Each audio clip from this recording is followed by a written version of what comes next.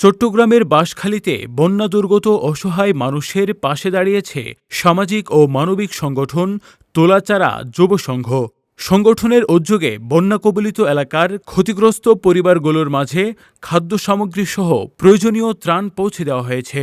দিনব্যাপী এই মানবিক কার্যক্রমে উপস্থিত ছিলেন সংগঠনের নেতৃবৃন্দ হারুন, রানা, রাইহান, ফাহিম, সৈকত, শাহেদ, তামিম, মিরাজ ও শ্রাবণসহ আরও অনেকেই। এ সময় সংগঠনের প্রতিনিধিরা জানিয়েছেন, দুর্যোগের এই কঠিন সময়ে অসহায় মানুষের পাশে দাঁড়ানো তাদের নৈতিক দায়িত্ব।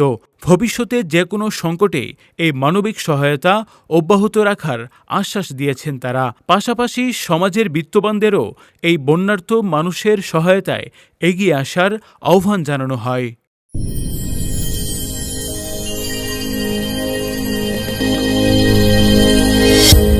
ভিশন 24 দৃষ্টিতে বিস্ময়।